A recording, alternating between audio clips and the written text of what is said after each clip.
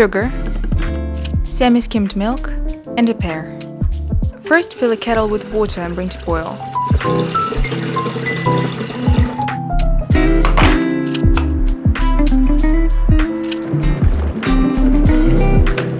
For one portion, measure 70 grams of millet grain, 200 ml of boiling water, a pinch of salt, and about 15 grams of sugar, or less if you like it less sweet. Bring to boil on the stove. Once boiling, keep stirring and lower heat to medium-low.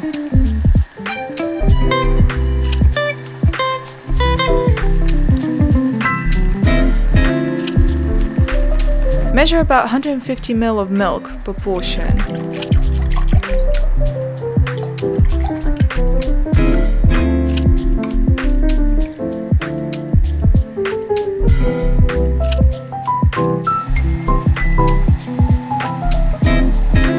Add the milk once the water has almost boiled out.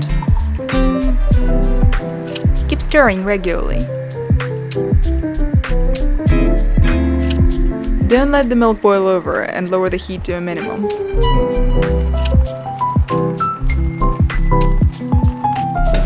Next, cut up your fruit. I like having my millet with a pear, but you can pick any fruit you fancy.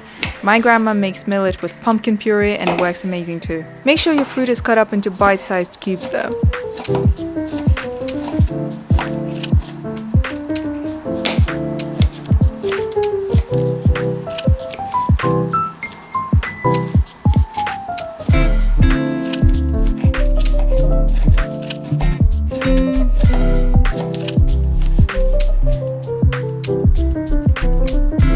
In the meantime, keep checking on your porridge and add more water if necessary. If it is soft and creamy like this, it's done.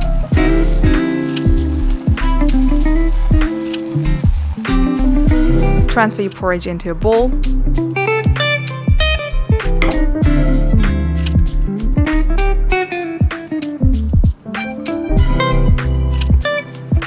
And sprinkle chopped fruit on top.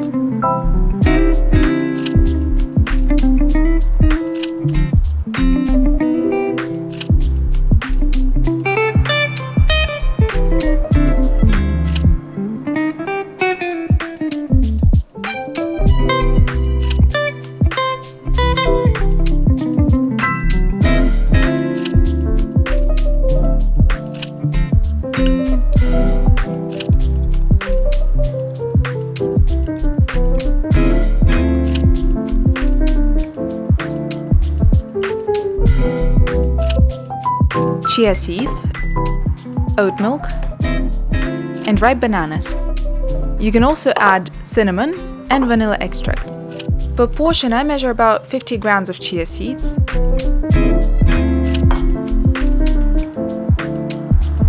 200 ml of oat milk,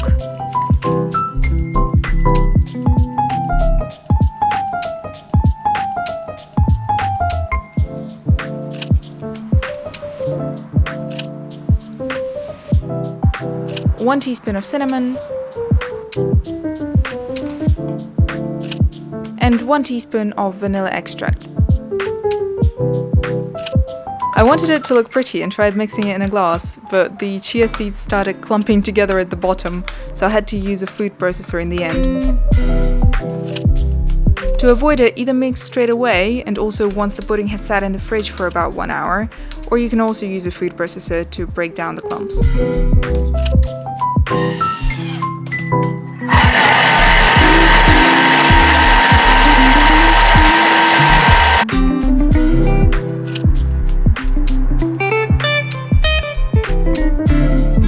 At this point, I also added honey, about 5 grams per portion, but that's only because I have a sweet tooth.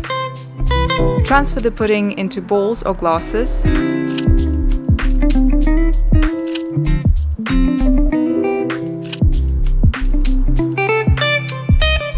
Here I'm taking a ripe banana and mashing it up. I used about half a banana per portion.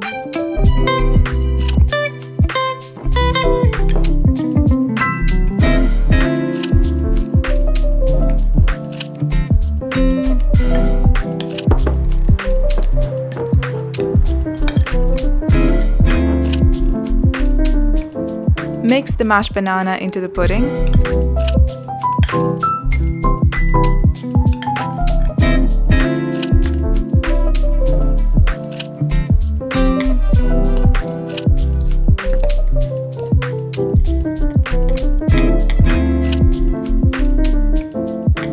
Now I'm covering each portion with cling film and putting it in the fridge overnight.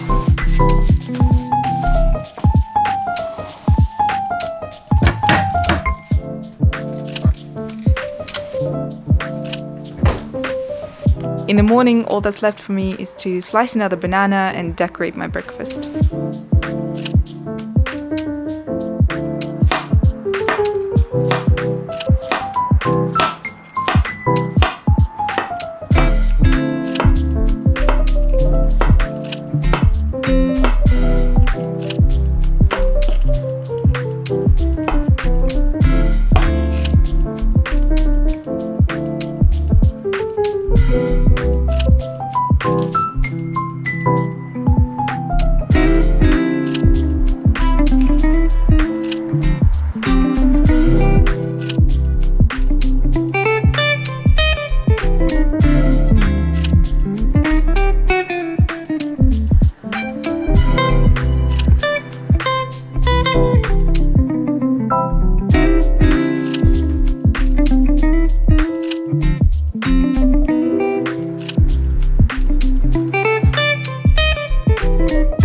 Potatoes, flour, 2 eggs, an onion, and salt. Peel 4 medium to large potatoes.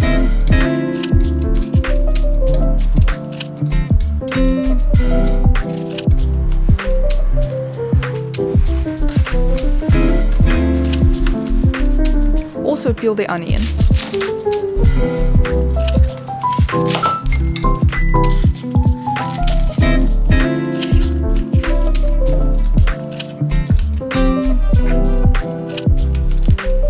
We will need to make sort of a potato dough.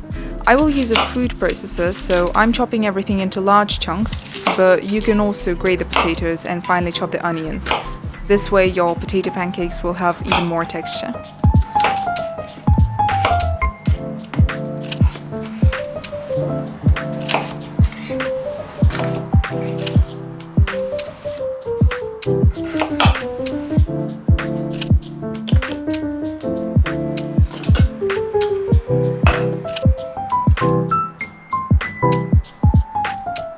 I'm transferring my potato and onion chunks into a food processor.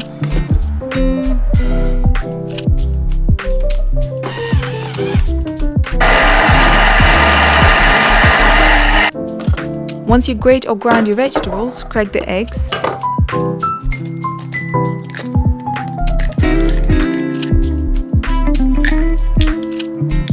And add them into the mix. Then add some salt to taste, 1 to 2 teaspoons. And about 100 grams of flour. Mix everything well. I'm using the food processor again, but you can do it with a spatula. Next, I'm adding some oil to a preheated pan.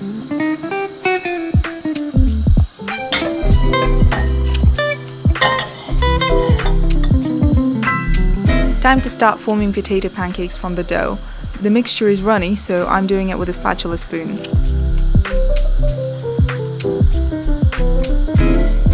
Turn them over when golden.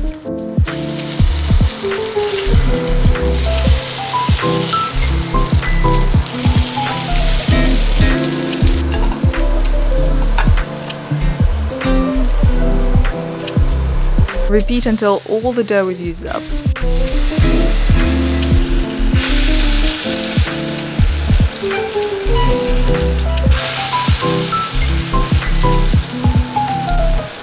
Lower the heat if the pancakes are burning on the edges.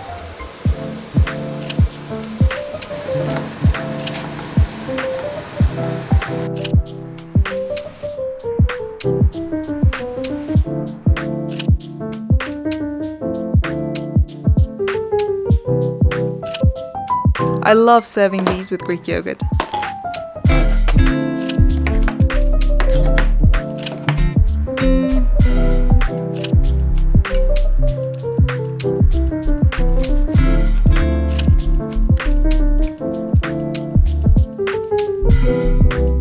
curd cheese, flour, sugar, 1 egg, and salt. In a bowl, mix about 250 grams of curd cheese, 3 heaped tablespoons of flour,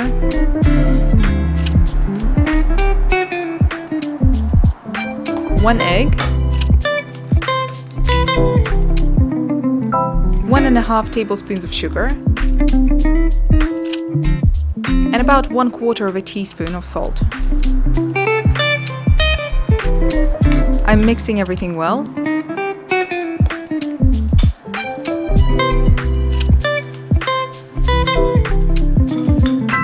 From the mixture, we will form thick round pancakes.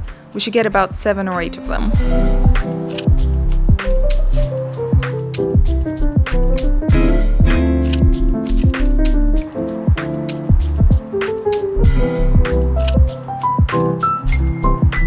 Heat some vegetable oil in a pan.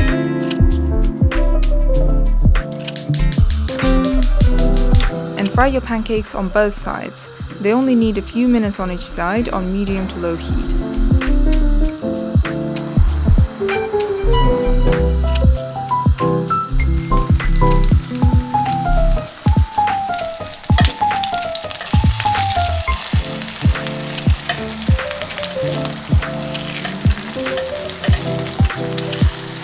Mine got slightly burned on one side, but we'll pretend it didn't happen.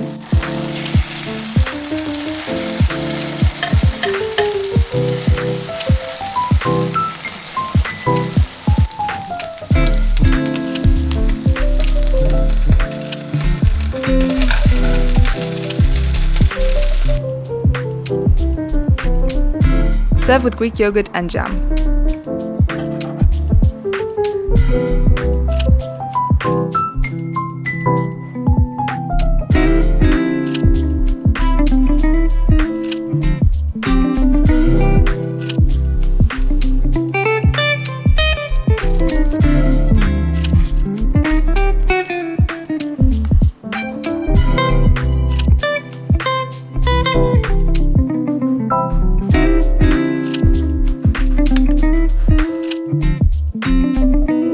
Bagel thins, smoked salmon, cream cheese, and cucumber. Cut the bagels in half. Spread cream cheese on top.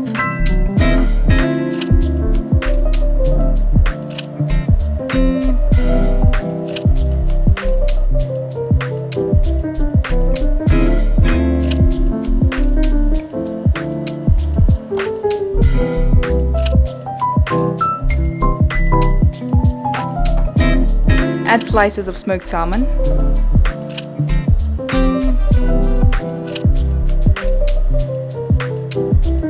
Cut your cucumber. I'm slicing mine into flat strips so the bagels are easier to eat when assembled.